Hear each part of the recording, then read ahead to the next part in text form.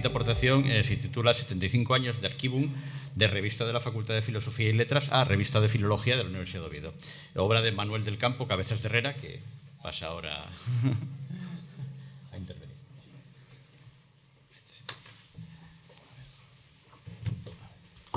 Buenas tardes. A ver si encuentro el lápiz.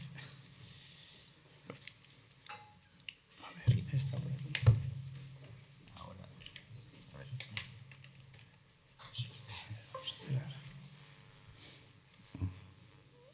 Bueno, gracias al comité organizador por contar conmigo hoy. Y no voy a hacer ningún capítulo más de agradecimientos porque el tiempo apremia.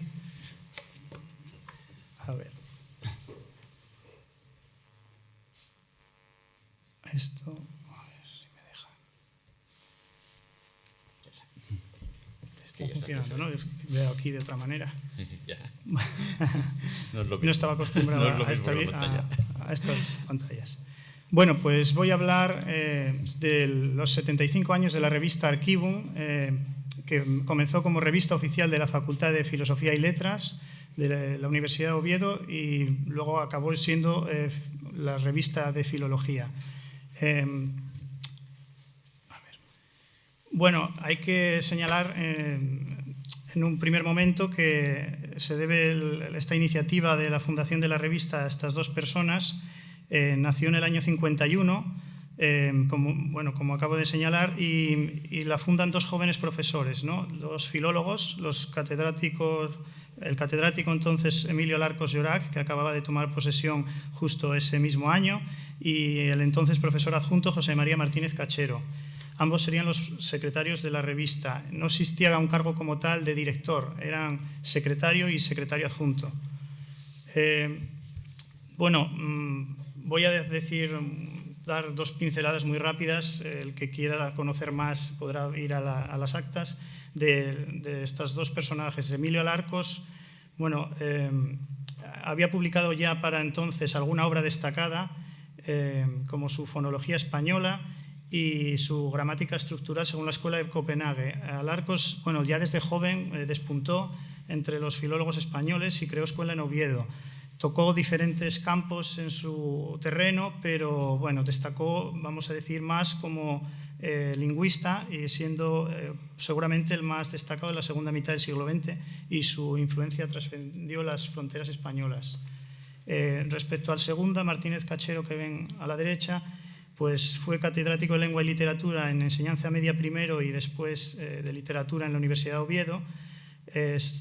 Estuvo vinculado a la Sociedad de Literatura Española del siglo XIX, fue jurado en multitud de premios literarios y entre ellos también en el Premio Príncipe de Asturias de las Letras, y tuvo una reconocida trayectoria como crítico literario, investigador, especializado en Clarín, en la generación del 36, etc. La revista nace en este edificio, en lo que hoy conocemos como el edificio histórico, que se llamaba el Caserón de San Francisco.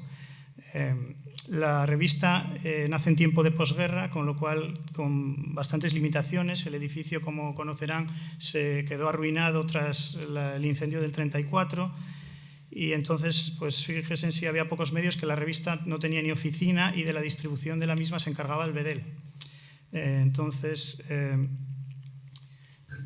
Además, en el tiempo de posguerra había muchas limitaciones económicas que le impedían progresar. Vamos a hablar de algunos precedentes, que son las revistas universitarias que la precedieron. La primera es la revista de la Universidad de Oviedo. Aquí veo en las fechas de su publicación. En la comunicación hay un fallo que digo que es el 41, el año de comienzo, pues es el 40, el dato correcto. Aquí, esta revista, como veremos en la siguiente diapositiva, se desgajó luego en tres, una por cada facultad, todas en el mismo edificio, claro. Aquí está la de la Facultad de Filosofía y Letras, y después la inmediata antecesora, que veremos en la siguiente diapositiva, es la revista de Letras, en la que, por ejemplo, ya participó Larcos. Archivum durante bastantes años tuvo un carácter, vamos a decir, misceláneo, aunque tenía mucho peso la filología, puesto que sus dos secretarios, ¿no?, eran de esta especialidad. Pero bueno, también cabían en ella otros artículos de temática humanística. Y como digo, Archivum aparece ya desde sus comienzos reseñada en publicaciones especializadas en filología. Vamos a señalar el Boletín de Filología Española del CSIC, que comenzó su andadura en el 53, ahí ya aparece, y en la nueva revista de Filología Hispánica, que se publicaba en México por la misma época, poco después. Hay que señalar algunos datos de su historia editorial. Esta revista cambió de periodicidad en varias ocasiones. Durante los años 51 y 56 fue cuatrimestral, de manera más o menos regular. Luego fue semestral entre el 57 y el 64 y finalmente anual desde el 65, aunque cabe matizar que durante bastantes años, principalmente en los 80, 90 y 2000, predominaron los números dobles, porque la revista tuvo altibajos y problemas. Se imprimió en las siguientes imprentas ovetenses: en La Cruz entre el 51 y el 61, en Gráficas Grossi hasta su cierre, que fue lo que hizo pasar a la siguiente imprenta, desde del 62 al 86 Grossi, y en el servicio de publicaciones desde el tomo doble del 87-88. Como nos comenta Martínez Cachero en un breve artículo sobre los comienzos de la revista, la tirada original era de 250 ejemplares, pero esta se vio pronto corta y entonces hubo que acrecentarla. Cachero nos dice que la revista tuvo mucho éxito y muy pronto, por lo que llegaban suscripciones foráneas y se pedía colaborar con la revista, ¿no? Alarcos era el polo de atracción de prestigiosos especialistas para participar en ella, y él mismo era el que se encargaba en concreto de las reseñas de lingüistas de su tiempo. Había algunos tan destacados como Eugenio Coseriu y André Martinet. También reseñaba a importantes filólogos españoles como Américo Castro, Amado Alonso, Antonio Margarit, etc. La revista contaba con reseñas de índole humanística también de diferentes países, incluidos los de ámbito hispanoamericano.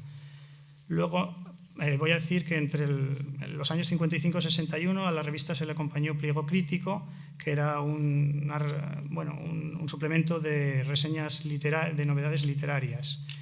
Y de él eran redactores Alarcos, Cachero y Jesús Villa Pastur. Este último era un personaje culto y polifacético, que también tenía formación humanista. Se recogen reseñas de obras de reconocidos literatos. Hay novelistas como Delibes, Dolores Medio, Ferlosio. Se menciono también por aquí a Buero Vallejo, aunque cabe destacar que él es un dramaturgo. Y también hay poetas como Juan Ramón Jiménez, Blas de Otero, Ángel González. En aquellos tiempos se seguía la impronta, era muy importante la impronta de Ramón Menéndez Pidal, que había creado a principios del siglo XX en su centro de estudios históricos una influyente escuela filológica.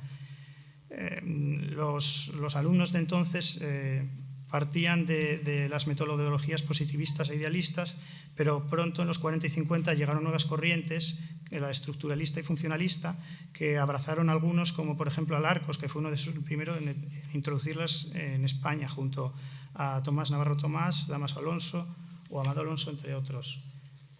En la revista participaron destacados profesores y especialistas en estas primeras décadas. Inaugura la publicación el propio Ramón Menéndez Pidal, y le siguieron otros como Ramón Pérez de Ayala, Joan Corominas, Rafael Lapesa, Manuel Alvar, José Manuel Blecua, incluso el padre de Emilio Alarcos Llorac, que era el catedrático Emilio Alarcos García. Vemos aquí en la imagen el primer número de Archivum, en el ejemplar que perteneció a Alarcos, que amablemente nos cedió Josefina Martínez, catedrática emérita de la universidad y también directora de la Cátedra Alarcos. En la comunicación verán que hemos podido consultar alguna documentación interna de la revista, que aquí no podemos referenciar. Y bueno, vemos que, aunque no se aprecie muy bien, la revista en un primer momento tenía una cubierta de tono azulado, que era el tono de la facultad. Luego pasó a su característico color beige o amarillo. Este es un tomo muy importante, el 2, que era un homenaje al primer centenario de nacimiento de Clarín.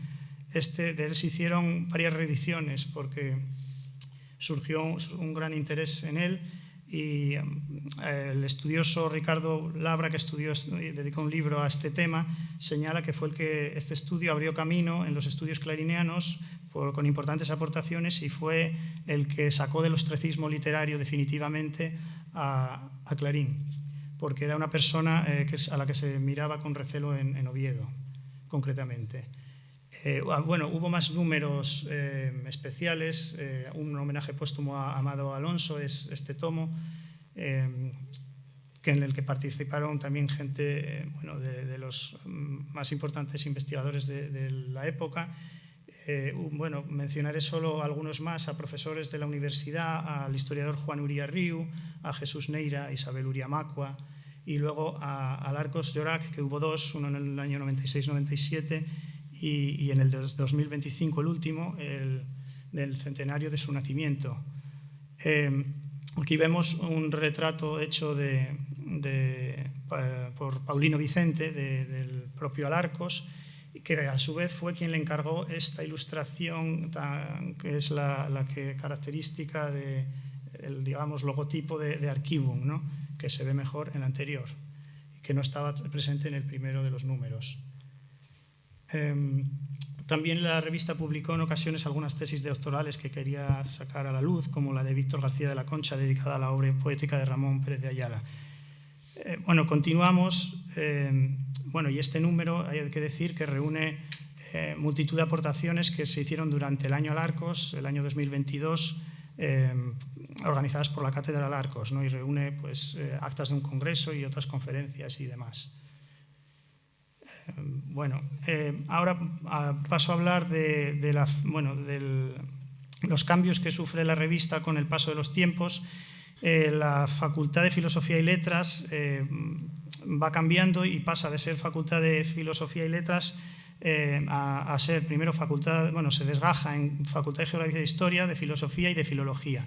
Esta de Filología se crea en el 82, con lo cual la revista ya lleva el subtítulo Revista de la Facultad de Filología, ¿no?, lo que ya nos indica su inclinación ya por temática, ¿no? Aparecen nuevos horizontes temáticos porque se van ramificando las especialidades de filología, se da un impulso a la filología anglo-germánica y francesa. Participan reconocidos a lo largo de su historia, reconocidos especialistas de la universidad en este ámbito.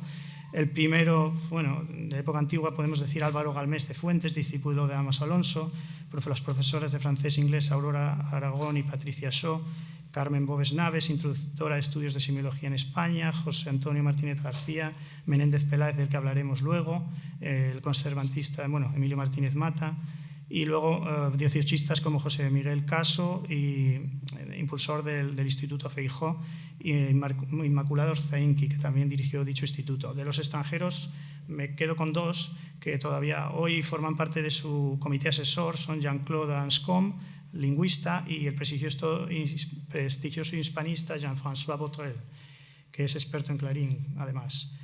La revista sufrió un parón de varios años.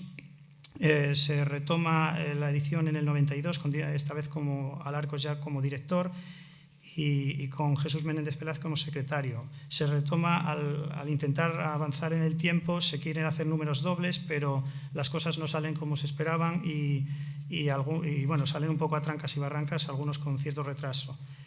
Al no tener la revista una partida presupuestaria dentro de los presupuestos de la universidad, esto siempre ha sido algo que le lastró. Algo que nos hace ver un poco la evolución de la revista es el intercambio que tenía, la cantidad de revistas de intercambio que tenía, ¿no?, con otras instituciones. Pasó de tener unas 200 en los 80-90 a ir bajando gradualmente, y hoy día tiene una cantidad mínima, ¿no? Esto iba a la par que la tirada, claro, lógicamente, y era significativo de la influencia exterior que tenía la revista. La revista la digitalizó, por ejemplo, la Biblioteca Universitaria en acuerdo con Dialnet. Aquí vemos cómo está en su portal digitalizada, y se empezó por los números en curso y luego y por los sumarios y luego ya de manera retrospectiva. También está digitalizada por el Servicio de Publicaciones en el portal de acceso abierto Reunido. Esto fue en el 2011. Bueno, hay que señalar que durante un tiempo en la revista se publicaba mayoritariamente en castellano, español. Hubo cierta polémica porque se quiso publicar artículos en asturiano y el comité de redacción no aceptó esta propuesta, solo hay una excepción previa, y entonces sabemos que Alarcos entendía que el asturiano no era una lengua unitaria, sino que había varios asturianos, y entonces por eso eso continuó así hasta incluso que falleciera el siguiente director, que era Cachero. Por último, la última etapa ya en la que se escribió un prólogo llamado La Nueva Singladura. La revista se intentó acomodar a los nuevos tiempos, ya siendo en la universidad moderna. Existían muchas exigencias de control de la calidad editorial, de los criterios científicos, de la evaluación científica de la ciencia, de los investigadores y demás. Entonces la revista tenía que indizarse en diferentes bases de datos, tenía que conseguir mayor impacto, pues ya que a los investigadores de la casa a veces no les compensaba publicar en una revista que no les iba a beneficiar tanto como a otras. Entonces, durante esos años, a partir de 2010 y sobre todo entre el 2017 y 2025, cuando es Jesús Vázquez Molina el director, se consigue indizar en bases de datos como Scopus, WOS, generalistas y en otras especializadas, y que se gana sellos de calidad editorial. Y gracias a eso hoy la revista goza de buena reputación y está en algunos rankings como el Estimado Journal Rank de Scopus y en el índice de Dialnet de revistas en el cuartil 2, por ejemplo. Y ya para concluir, puedo decir que, en conclusión, estamos ante una revista que con su larga trayectoria ha tenido que adaptarse a no pocos cambios que surgieron con el tiempo, y pese a ello ha conseguido sobreponerse a ellos y goza de un importante prestigio en nuestro tiempo. Por ello, Archivum es el buque insignia de las publicaciones de la Universidad de Oviedo, en donde, entre otras cosas, publicaron gran cantidad de trabajos sus fundadores Emilio Alarcos y José María Martínez Cachero, siendo el primero el autor más citado de toda su historia. Gracias.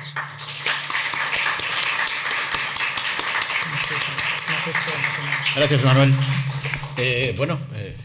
Gracias por ceñirte el tiempo y por la magnífica exposición. Si tenéis alguna cuestión, alguna pregunta o algo que señalar respecto al trabajo de Manuel del Campo.